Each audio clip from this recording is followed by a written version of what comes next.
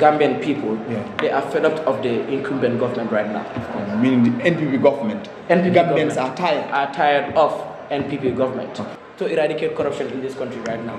You understand? Corruption is rampant. I say it's rampant. Embezzlement of funds. You understand? Developmental funds will come and then everybody, it will be embezzled. Not the particular amount of money wouldn't be spent like the way it should be spent. The office of the ombudsman is not working at the moment. So there is high probability that NPP would be removed from that seat.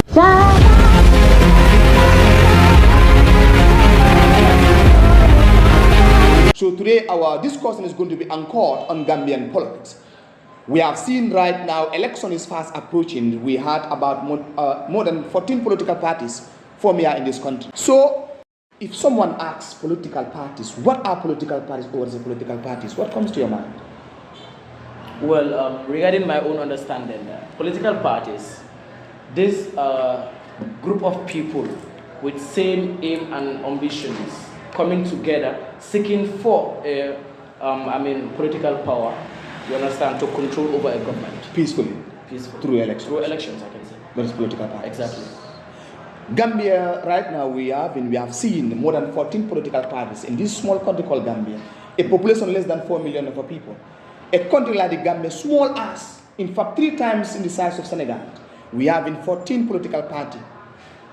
What is your take? What is your say on that? Well, having a country that encourages multiple or multi-party system, it is advantageous. But then, looking at your population, having 14 political parties in a country which is less than 4 million people, and then out of that 4 million people, how many people are eligible to vote in elections? Because the constitution of the Gambia says you are eligible to vote if you are 18 and above. You understand? So then, having this less than 4 million people, how many people are eligible to vote in elections? So now, having all these political parties, 14 political, considering the Gambia's political system, you understand, we've been influenced, we've been brainwashed either by our parents or the political leader itself, the political party leader itself, either buying of votes, you understand, because we believe that Gambia is a poor nation, you understand. So then having someone to provide bag of rice or bottle of oil to you for you to sell a single vote, you don't know how important that vote is actually to you or to the nation, but then you will not understand the importance of that vote at that particular point in time. All you will see is what actually the person is bringing for you to have that one vote, you understand. So then having each political party, like 14 people contesting for only one seat, you understand, reaching out to nearly every political party will reach out to the same people again. Person A will reach out to the community A, after from community A moving to community B.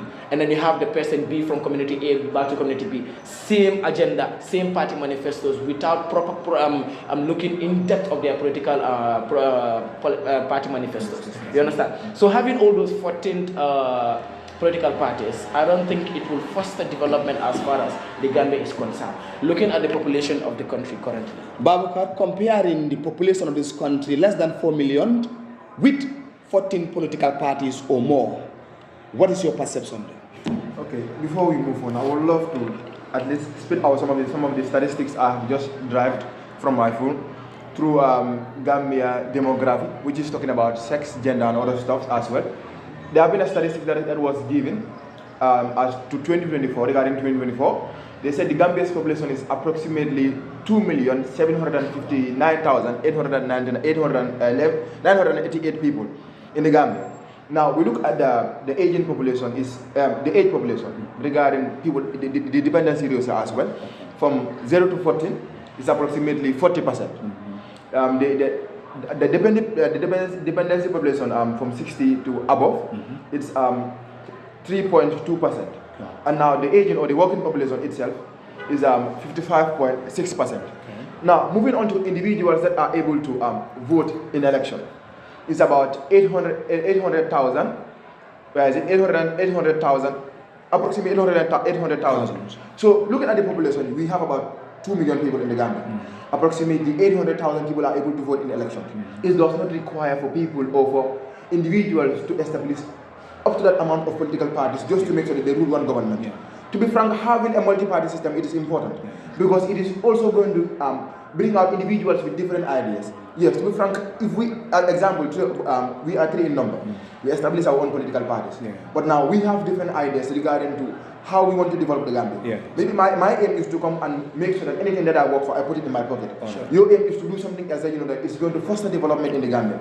His aim is to make sure that yes, he is helping you, but after going against, we have seen them. We have seen lack of other individuals or lack of other political parties or other politicians that you know that they will advocate for their own agenda. But their main agenda is to make sure that they back the incumbent government that is in power right now.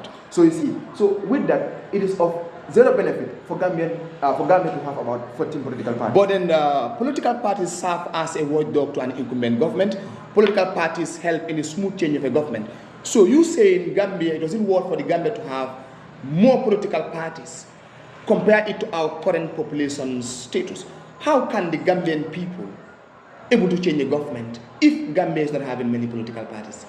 We can change a government, at least if we have a multi-party system, but there should be a limit to the amount of political parties. Which means the IC should try and limit the amount or the number of political parties that form here in this country. Because if you look at the circumstances, we changed a government in 2016, which we have the compilation of so many political parties coming together called the coalitions. It could be done in so many, I can say, situations, wherein you have to have so many political parties coming together to form one instead of being separated as individual political parties. So in a sense, it doesn't work for the Gambia to have to that 14 is too much. 14 is too much for the Gambia. It is too much. But these are Gambian. They have their civic right. They have right to vote and to be voted for. So we should not deprive them from forming their political parties. We are not depriving them from forming their political parties. What we are saying is, it is not going to move with the electoral, I can say, rules. Because as far as election is concerned, for one to be elected, one needs to win at least by 50%. You understand? As he mentioned, but the Gambia is a simple majority. You can lead your opponent by 1 vote, and yet you can dominate. That is why we are saying having that multi-party system of 16 political parties doesn't actually make sense. Leading a political party with just 1 vote and then you are elected into office should not be a reason why one should have 16 political parties. You understand? Because we should actually change that way of election. Having to lead by just 1 vote and then you are elected into office. It doesn't that system should be changed. It should be changed to at least 50%. Maybe when you have 50% of the majority and above. Like of the Senegal. Example, he said 800,000 people. If you have like 400,000 votes, you can be considered as the people's choice, because 400 people actually selected you as their leader. You understand? But then you cannot have 400 people and the other one have 401, and you say the 401 is elected because he has the majority of votes. You cannot have one vote to determine the majority of... Which means the idea of this simple majority should not be condoned again in Gambian politics. Alright, looking at the political parties formed here in the Gambia during the colonial period, there were only 4. We had the PPP, we had the MCP, the UP, you understand, we have the GDP. Looking at those political parties, really they were very strong because they advocate for the Gambia, for new constitutions, they advocate for rapid development, they advocate for no to colonialism, and of course they were united at some point. Well, they speak in one voice, they speak in one tongue. In fact, they were nationalists. They contributed for the Gambia's attainments of our political independence. But recently we have seen the political fracas here in this country. We have the UDPs, we have the NPPs, we have the PDIS, you understand? We have the Action Party. In fact, currently we have seen Honorable Bakary forming his political party. In fact, that drew my attention, we are going now to dive our discussion on that. A young Gambian who always speaks in Pan-African tongues. You see that? A National Assembly member of Fonyi Bindang Kranite decided to contest for the 2026 upcoming elections. Babuka, what is your take? Regarding Bakary, or I can say Honorable Bakary, to add respect to his name, he is really a good individual. Not knowing him personally, but I have seen what he has been doing for the Gambia. To be frank, I have my own, the individual that I wish for the person to become the president of the Gambia, but the person has resigned. Hope is not UDP? No. It's not UDP? No. Okay. People thought it's UDP Okay. because of the close relationship between I and UDP. I can say the founder itself. Okay. But that doesn't mean that I should support him because we have a close relationship. Very right. I'm supporting a party called PDOI. Khalifa Saleh. All right. With the mindset of socialism. Okay. You grow what you eat. Tell the people what is socialism. Tell the people socialism. It's a type of government as to which majority of activities of the state will be done by the government itself. Will be controlled by the government. Will be controlled by the government. So that's what they are advocating for. But not the private. Okay. It is not saying that the private are not going to have hand in terms of fostering development in a particular state. Okay. But at least majority should be what the government. But then, Babu, I'm not cutting you short. If that is so in the country, I think it will lead to dictatorship in the country. What are you trying to say? Socialism will lead to dictatorship? Exactly. No. In such a manner of this country. Tell the audience what do you mean by it will lead to dictatorship? Well, having all the means of distribution, or he said majority of the means of distribution, production of goods and services is controlled by the state. Having just private sectors at minimal rate. Looking at the Gambia right now, I can say the private sector, it is what is controlling most of our developmental projects in the country right now. Looking at the JAR company, you have the JAR oil, you understand? You have the likes of Q-City. All these ones are private sectors, you understand? We just have Gamcel as, I can say, a state property in which is not even effective right now. Okay. Gamtel, it is not up to the standard of these private other GSMs like QCell, Africell and the likes. You understand? So having to privatize, having to give all the means of production to the government, I think it will give the government so much power for it to be a dictator in the country. No, I don't think so. To be frank, every idea has an advantage and has a disadvantage as well. You talk about I think you are deviating from the question I asked. I asked a question regarding Bakary Baji, a young Gambian who speaks in Pan-African tongue, decided to declare his intentions to take part in Gambian's politics in 2026. Answer the question in brief. Yes, sometimes as you are, if you involve yourself in the particular communication or in the particular conversations between individuals, I can say things get mixed up, and sometimes you bring in ideas and that it's going to be beneficial to people. Okay. What we are talking about regarding socialism or capitalism or any other idea, it's also going to help the people, because what we are advocating for is what other individuals don't know. Today, if you see that today the Gambia is lacking in terms of electing a good president, it's because there is high level of illiteracy. I believe you are deviating still. My question is, tell the audience Bakary's agenda of taking part in Gambian politics in 2026. What is your perception? I'm talking about this thing. My perception regarding his contest for election, I say it's a good idea. But right now, I cannot say I'm going to give my vote to him because I don't know what is his party manifesto. Okay.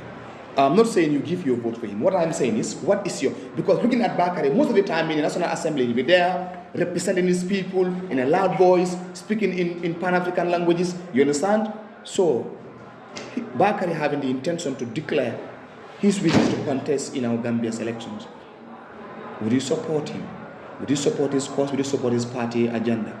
I think I was talking about the same thing when you cut me off. Okay. Well, before that, wait, yes, Malik, let what I was saying is, yes, it's a good idea regarding his contest in elections. All right. Because he was doing good for the Gambia, and he's still doing good, representing Fonyi at the National Assembly, speaking in a loud tone, trying to make sure that things are being done in accordance of the law. Okay. Things are being done where actually it's going to be beneficial for the day-to-day affairs of the people in the Gambia, or especially Fonyi. Okay. But now the thing is, I am saying, you talk about me, whether I'm going to give my vote. Yes.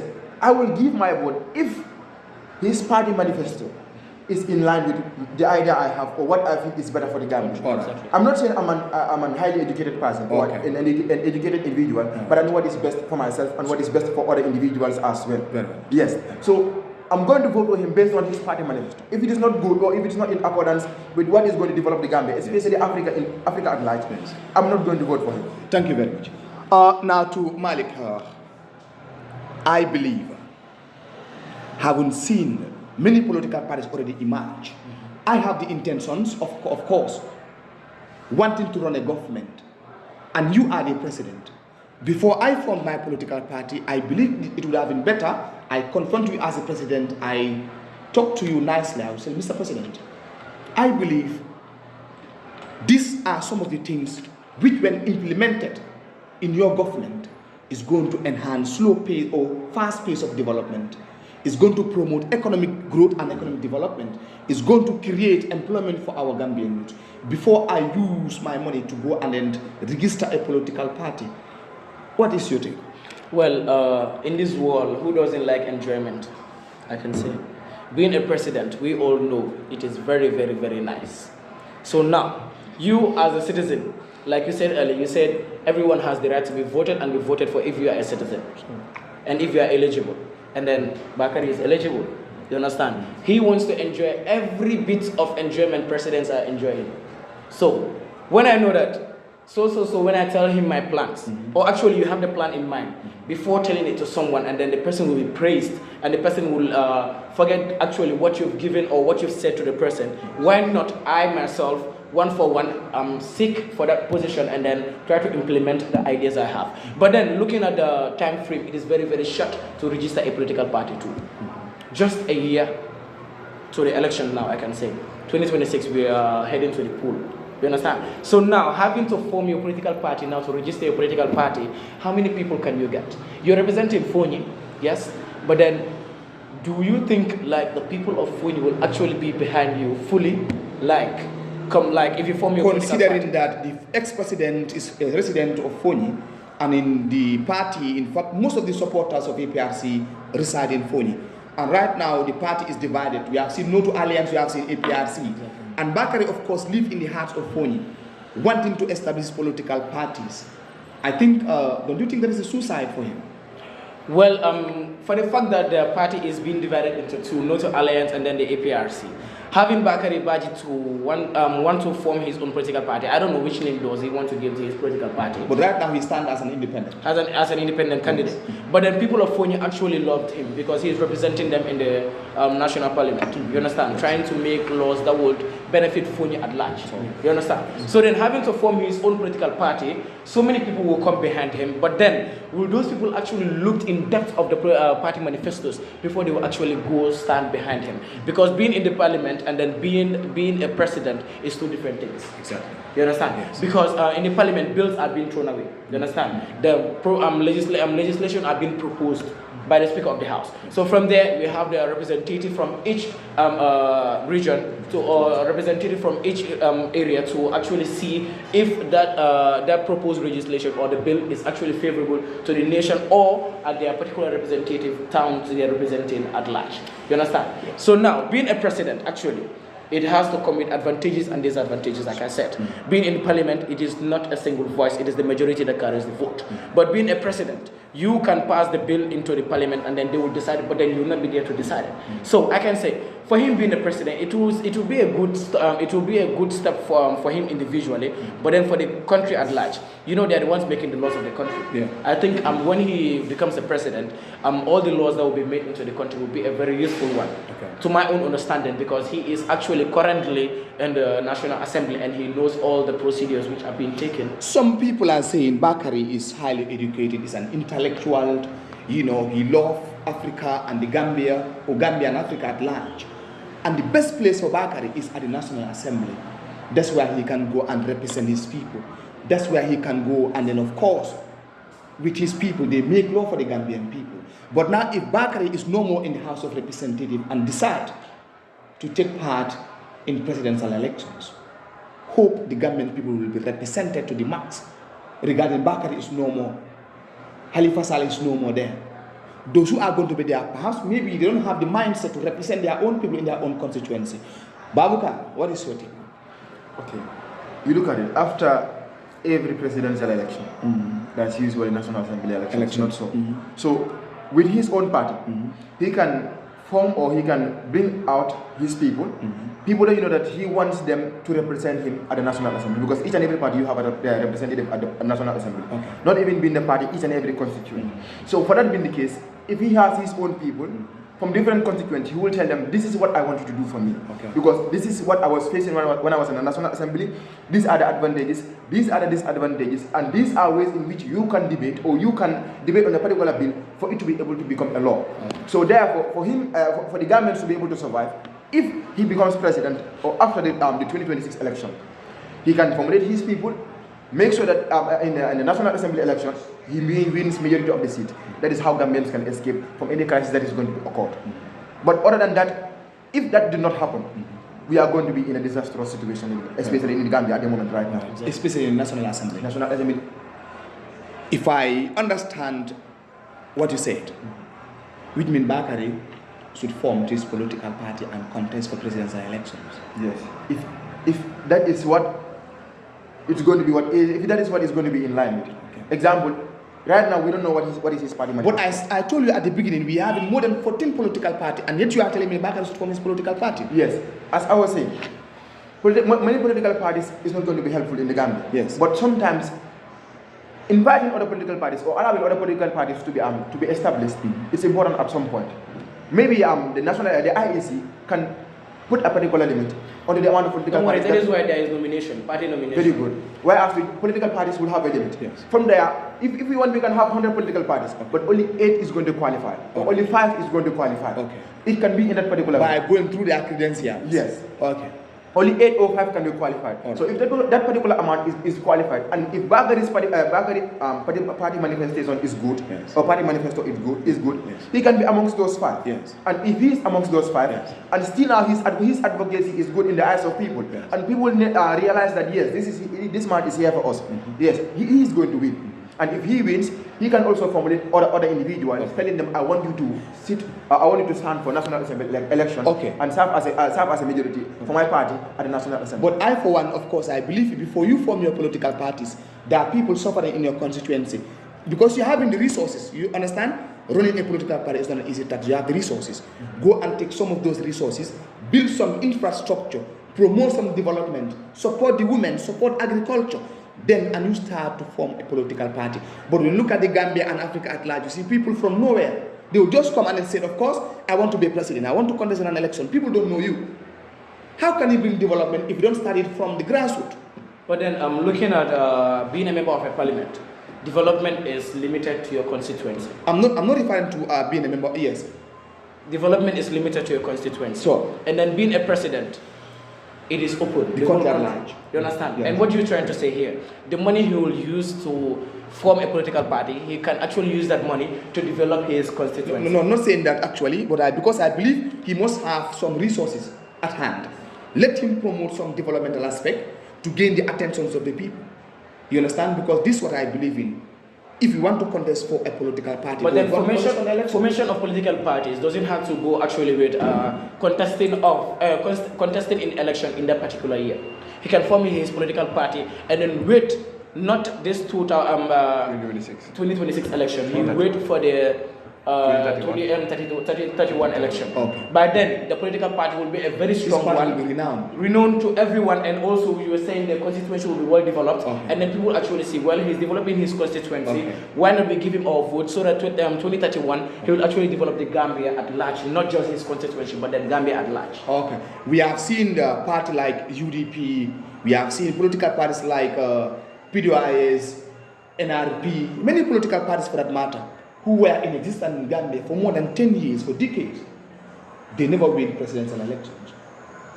So, parties emerging in this country, do you think those people stand a better chance to win elections? Well, like you, when you were starting your statement, what you said he is an intellectual, he is well educated, like people actually say. Mm-hmm. You understand? Yeah. So I think Gambian, we actually need a well educated leader who will actually bring in development as far as the country needs it. But the Gambians, we have it. The Gambians, we have it. Look at Halifa Sallah, well educated. But then we Gambians, were we ready to give our votes to Halifa Sallah?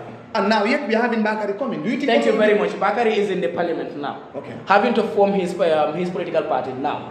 Waiting for another election to come. By then he will be building his political party step by step, bit by bit. While also trying to develop his constituency.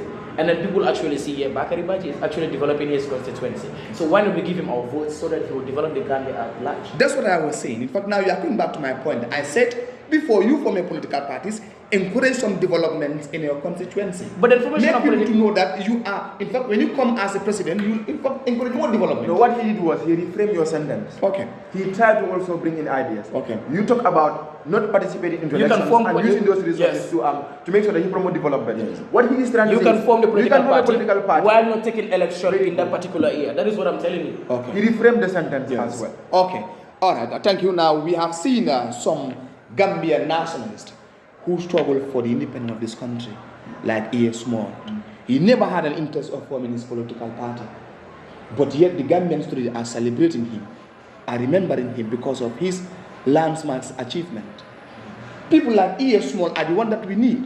You support the government, but not you having an agenda of forming your own political party. Now, I draw your attention. E.A. Small is a Gambian nationalist, also. He struggled for the independence of our country. In fact, at some point, they drove him out of this country. He went for an asylum in Senegal, then later went to America and came back here in this country. He died struggling for this country. He never had the intention of forming a political party for the Gambian people. But yet Gambian people remembered him. Essa Faye is here from his political party. We have seen many political parties recently imagined. Dr. Cisse from his political party. Many of them. Don't you see the likes of yes, let me just let me complete that one. Wait. You see, the same I can say the same things we were saying about Bakary Baji. Yes. If Sambaye Fall could have just formed his political party at the time of 2026 election without contesting, you understand, this previous election, and then waited for this 2026 election, it could have been a very successful election for him. But the thing is, what I want people to understand, for example, I'm the president. You want to run a government, I am the president, and all of you are Gambians. For me, what I believe, before you form your own political parties, why don't you come and support me? Show me the way, direct me, so that the Gambia can move. That is why I say, who don't like enjoyment? You know the issue is, that was my question. Who don't like enjoyment? That is a point. If that is the mentality of the Gambian people, then Gambia will never develop. Thank you very much. That is why you made mention of intellectuals in the country, right?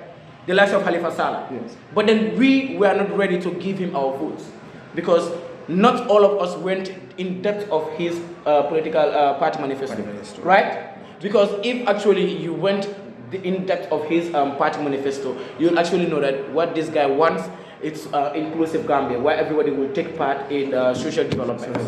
You understand? Yes. But then we don't go into it. But then we have the likes of Sambaye Fall and then Bakary Baji was saying. Like I said, Sambaye Fall, if he had created his political party without contesting for election, you understand? With him being so intellectual as Halifa Sallah as well, you understand? He could actually advocate for this coming presidential election. You understand? Yes. I don't say he will win, but then he stands a better chance. Which means it was a wrong move on his part for the political party. And to contest at the same year. Okay. Yeah. You know, it was all solid. Yeah. But right now we have to talk about the Gambia itself, the nature of Gambia itself. Yes. About 63% of the people are not educated. Yes. 47% of the people are educated. But now, out of those 47, it is only 20% that are making basis of the education they have. Some of them, the education that they have, they will use that to advocate for peace and also unity as well, trying to make sure that people are politically aware. But in 27% itself, they are not doing anything for the Gambia. All they are doing is to make sure that they speak up. In fact, you know, sometimes if I am to pay you just to make sure that you talk about things, no matter what happens, even in fact, sometimes you are going to say something that you know that is not going to benefit us, but you know, you make sure that you talk because that is your job. That is what we have in the Gambia right now. Gambia don't want intellectuals. An example of a living legend, Usunu Dabo, was here with the Gambia in the late 90s. Whereas to which he sacrificed his life for the Gambia. He sacrificed his family for the Gambia. He sacrificed a lot of things for the Gambia. In fact, he will go to court for people, whereas to which he will not even ask you for a single penny, just to make sure that justice is being served. That individual is not being elected as a president in the Gambia. Halifa Sallah is here. He has been represented by the National Assembly. He was given a vehicle costing around millions of dollars. He refused it. Why? Because he wanted something that is better for the Gambia, and others accepted it. So therefore, those two individuals are there, you know that they are doing things for the Gambia, and we are not even recognizing them. Talk less of Asa for that established the AP yesterday. Just yesterday. Just imagine, how could he even progress? You see, this country, each and every political party that we said, I have sacrificed too much for this country. But let him understand that this country owes no one anything. Also, You but see that? it's about what you see. That's right. It's about what you see and what you know. They're sacrificing for this country. They have to, because they are born and bred up from this country.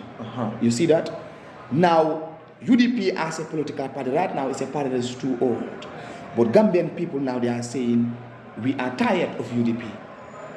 Let them go and resign. If they cannot resign, let provide us with a youngster. Perhaps we can vote for a particular youngster. But for Ousainou Darboe, no more. What is your take? Yes, to be frank, yes. Sometimes, regarding being a president, there should be a particular age that should be attached to it. It's not about right now. We know that he is too old. Maybe I'm not praying for it. If he becomes president, now his term gets called in the mid of his term. If we are supposed to conduct another election, would you think sometimes? Would you think the Gambia would make a good decision? It would be difficult to make a good decision since a good president is removed. So at his old age, with his idea or with his party manifesto, he should look for a good individual that is going to represent him, his political party. It's a good idea. However, Salah should also do the same thing. And the SMB file should also do the same thing. Let me ask you a simple question. Do you think UDP stand a better chance to win this upcoming election?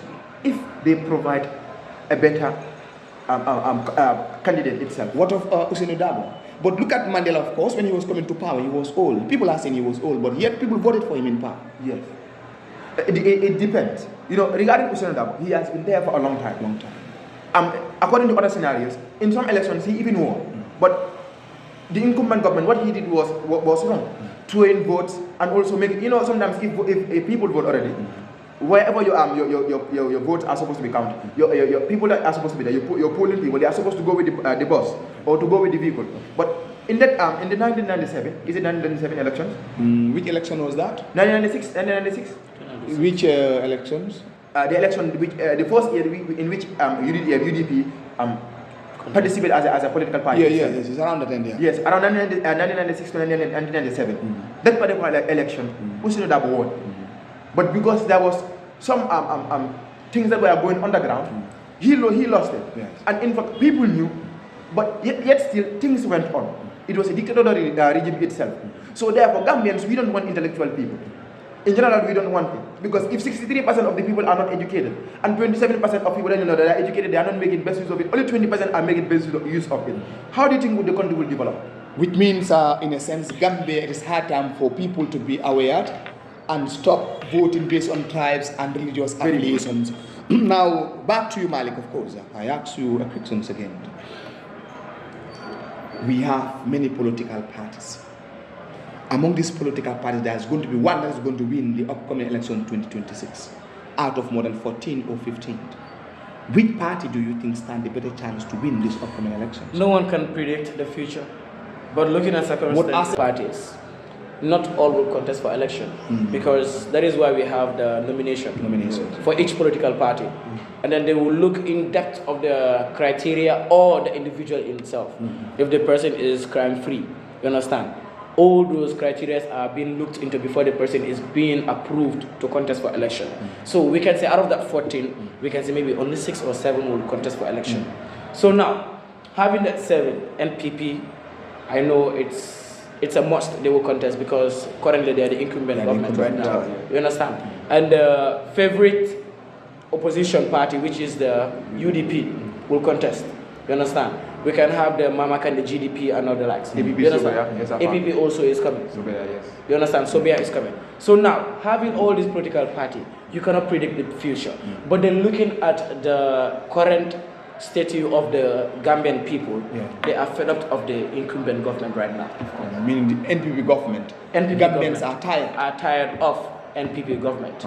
In which, if not for certain, but I can say, there is high probability that NPP would be removed from that seat. If NPP is to be removed, which political parties do you think? Like I said, the favorite opposition party is UDP. But then, so in your own perspective, it means UDP will stand a better chance to sit the poll. It stands a better chance to win. Yes. Why? It's because the population of the party itself, I can say, it is increasing drastically, I can say.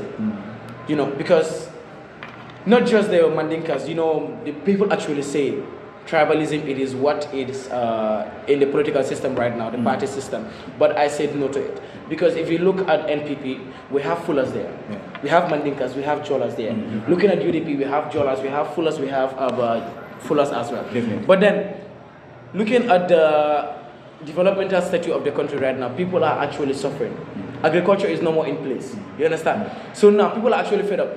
Even though elections are not closed, or it is actually closed, but then I can say months back, we saw the operation Clear the Road, where actually people are being removed from certain various places. Their shops and stores were demolished. Where actually they are earning their living. You understand? All that is giving a sign that they are fed up of the incumbent government, because they believe that it is the incumbent government that is removing them from that particular place without giving them another place. All right. You understand? Yeah. That is what I'm telling them. All those people having that stress and trauma. Looking into TikTok, you see videos. People are actually crying. We have old men crying, saying this is where I'll earn my living. That is why I'm going to ask you this question. Looking at these by-elections that happened recently between NPP and UDP, we have learned, we have seen UDP swept the pool.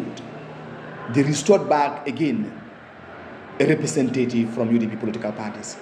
Do you think this is a warning to every political party here in the Gambia that UDP are going to win these upcoming elections?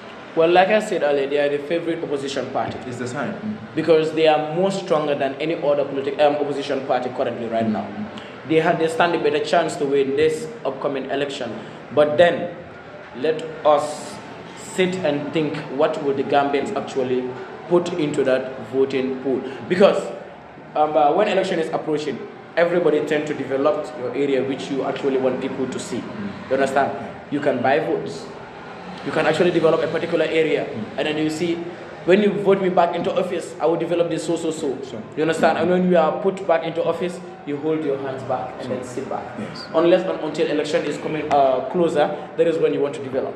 You understand? So now looking at that stance, we Gambians, we just need to wise up and then reason well before we sell our votes, or then actually put our votes, cast our votes inside the ballot box. Corruption, Bakary, corruption. When you look at corruption now in this country, it is escalating. It is not decreasing. It is increasing day in, day out. We have seen in our ports, we have seen in our hospitals, we have seen in our schools, we have seen in our roads. Everywhere there is corruption. We have seen ministers are given 2 vehicles.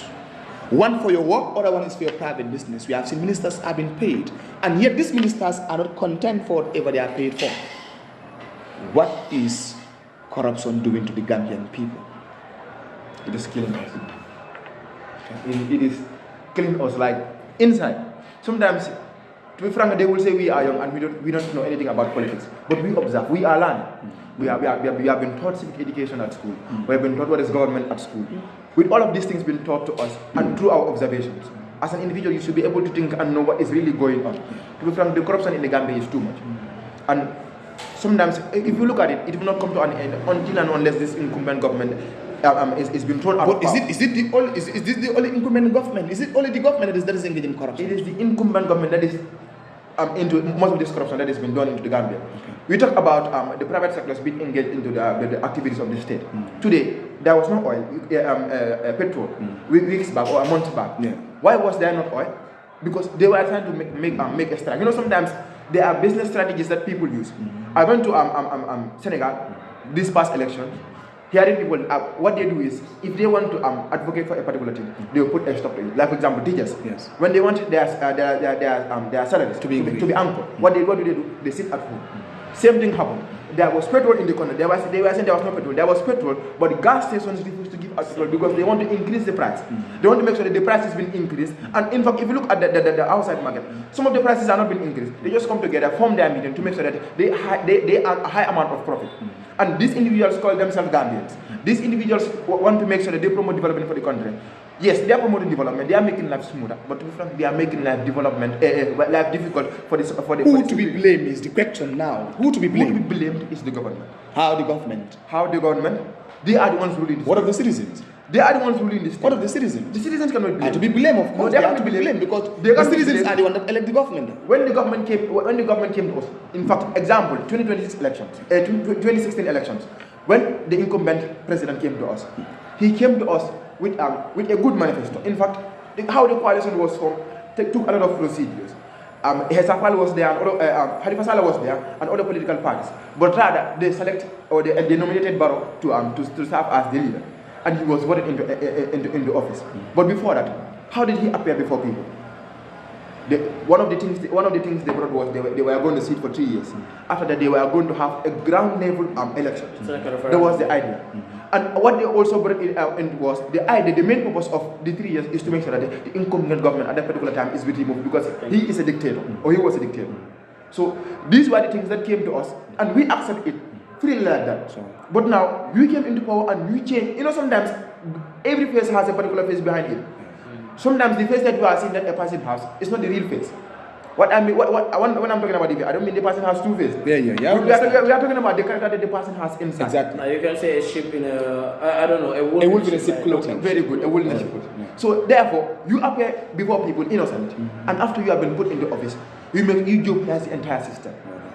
First, you left the political party that way to form your own political party, because you know that you are not going to stand again.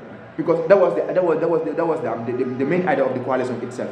Later on, you form a political party. You use the country's money to make sure that your campaign, you advocate for your campaign as well. You use the government money. You also use the government money to do certain things that you know that it's supposed not to be done with the government money as well. You form certain policies that you know that it's not going to favor the country. Imagine the increasement of the allowances of the National Assembly members. In fact, later on, the people or the government itself, they increase their salaries. Or in fact, they increase everyone's salary. Well, the 30% increment, it wasn't favorable to everyone. It was not in favor. It was only favorable to the high-earning people. Of course. Because imagine you are... 30%. If you have to increase 30% for the teachers, who is earning 3,000, and you increase 30%, how much are you earning? Is it 300? So it means they should have even added to the low-income earners. Thank you very much. Instead of 30%, like a flat percentage for every earners. All right, viewers, this is History TV, of course, on the discourse on Gambian politics today, comparing it with the politics during the colonial period. And of course, some Gambians are saying to combat, to put an end to corruption, Gambian must have anti-corruption commission. This anti-corruption commission perhaps will help to try those who are found wanting, and of course they will sentence to prison. Is it possible for the Gambia to have anti-corruption commission? And then building a commission, it requires so much revenue, I can say. But remember that we have to fight. We want to fight corruption. We must have anti-corruption commission. We want to fight corruption in which way? Having anti-corruption commission. Well, that commission requires so much money, and then it requires time to build a commission and to effectively work to eradicate corruption in this country right now. You understand? Corruption is rampant. I say it's rampant. Embezzlement of funds. You understand? Developmental funds will come, and then everybody, it will be embezzled. Not the particular amount of money wouldn't be spent like the way it should be spent. The office of the ombudsman is not working at the moment. So, having to form a commission like anti-corruption commission, yes, it will take a very long time. But it is going to help somehow. It can help, but then before it will be effective, then we are dead, boy. It is even it is better to be late than never. Yes, that is the thing. It is better to be late than never. Because the thing is, for me, I believe. But we are dead, boy. How long it will take? 10 years. Imagine like a period of 10 years trying to, because you need well-experienced people who will actually be in to run the commission. Yes, to run the commission. Yes. You understand? But then, who do you think is well capable and then fit to be elected into those type of office? We have competent Gambians who always preserve their integrity. We have them, of course. But competent Gambians are not being voted into office.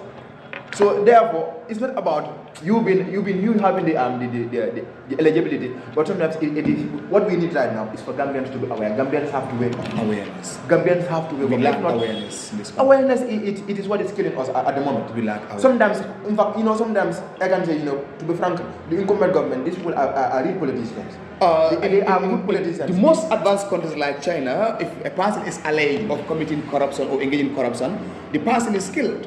When you are tired and then they realize that you are guilty, you are killed. That's why that country is moving. I mean, you are talking about capital. You are talking about capital punishment. Of course. Capital punishment. It has been abolished in the country here. The money that could have been used to build a hospital and provide medicine, that money is being embezzled by only one individual. That person deserves to die, of course, in this country. Not to be killed, but the person can serve a punishment. No, what I'm saying is, how can the person serve punishment? For example, you go to court, they say, for you to be, for you to be, help me, the name of the word, for example, for you to be freed inside the court. You understand? You are required to pay maybe 100,000. And at your disposal, the money that we embezzled was $1 million. Just go give the judges the money, 100,000. You go scot free, man. But it could have been better. They forfeit all your belongings and you serve life imprisonment. Yes, that can happen, but not sentencing the person to death. That is corruption. It's corruption. Imagine those who deserve to have that medicine. They don't have that medicine now, and you went with your family to enjoy abroad. You deserve to die. That is well understandable. Yes, what the person did is wrong, but you cannot sentence the person to death. Why? Because the person has the right to life.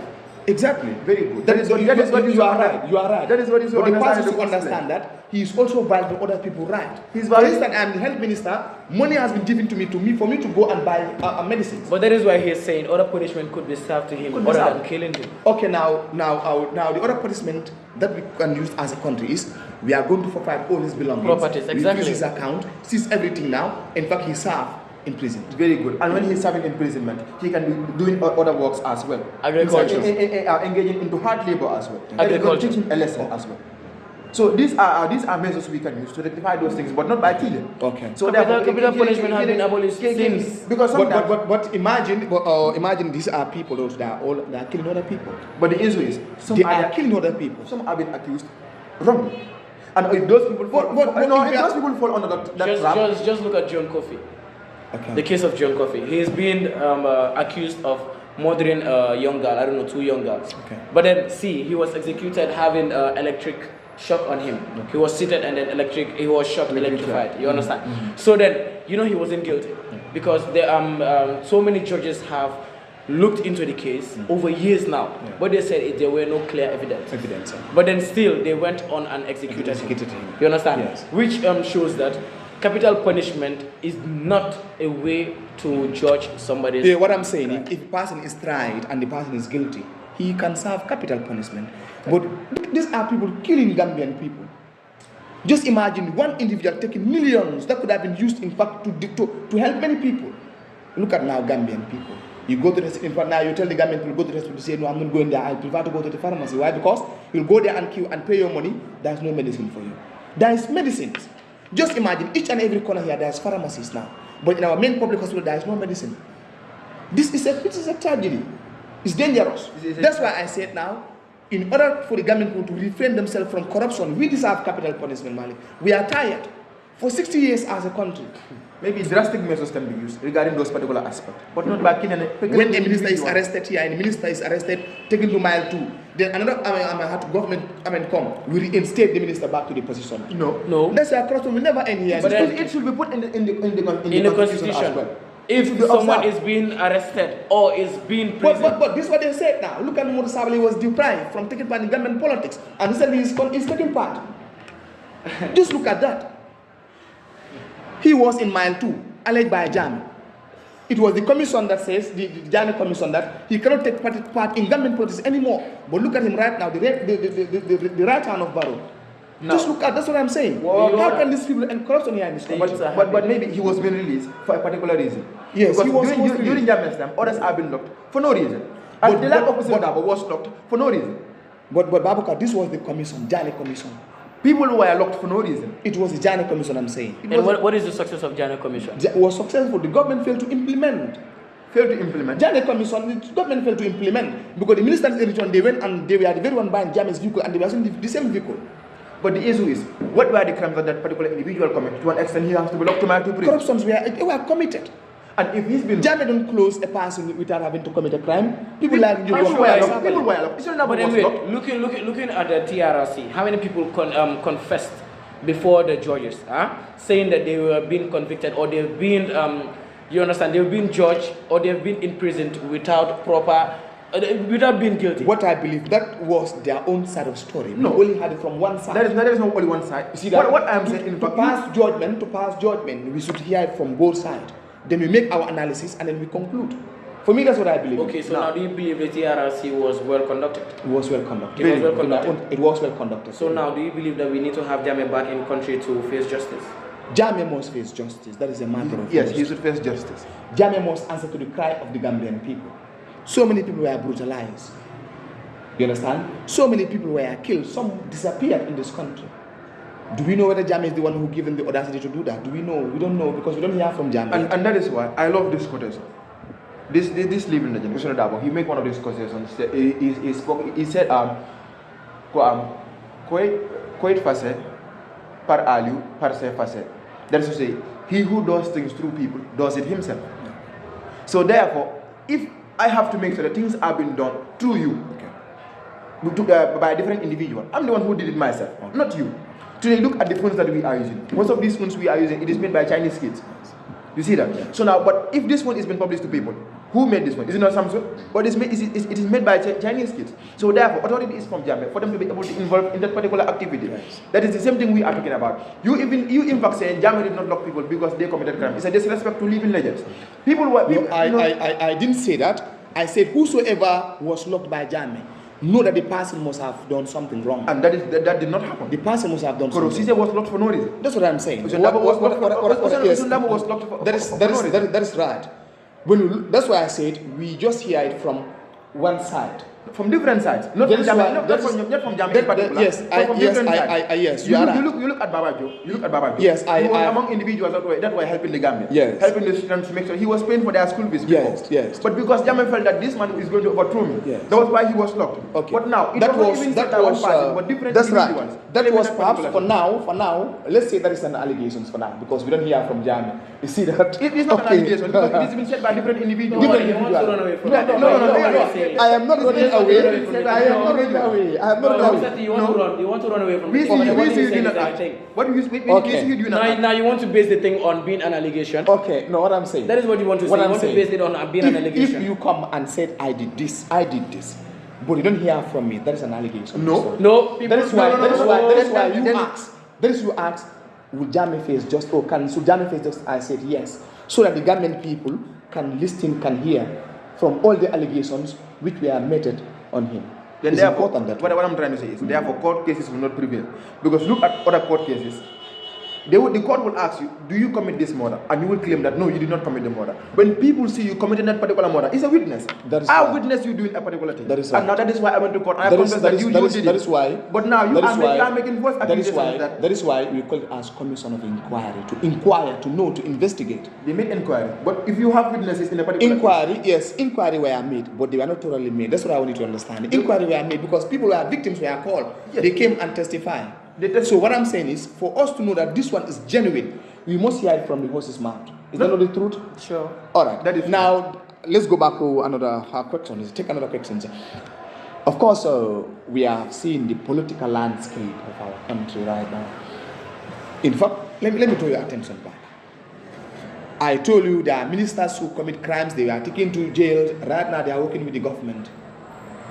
The commissions, the commissions, came with a white paper that if a person violates some of the, how to call it, section in that commission should not work in the government. And now they are working in the government, which means they are taking Gambia's government as a joke. The government have failed us in the first place. The office of the ombudsman is not working. The Public and Civil Service Commission is not working. These are two things we have to put into consideration. Okay. The problem is the government have to select his own executive. Okay. That is one of the things we have. Right. So therefore, if he has to select his own executive, okay, he can select people that that they don't even have the requirements. Okay. They don't have the eligibility. Okay. But therefore, as far as those people are going to serve at his best interest, right, he is going to put them into office. Okay. The office of the ombudsman, people have been sacked at the civil service for without no reason. Without no reason. Okay. And if they go and make their complaint, no action is being taken. Okay. Civil service commissions are not making sure that public servants or civil servants themselves are not being, they don't face the measures that they are supposed to face when they violate public service rules. So therefore, it is not even working. The public service is failed. The civil service itself is failed. The commission itself is failed, and even the country itself is failed. The country is failed. Okay. Like Malik said, the country is dead. We are all okay. Now,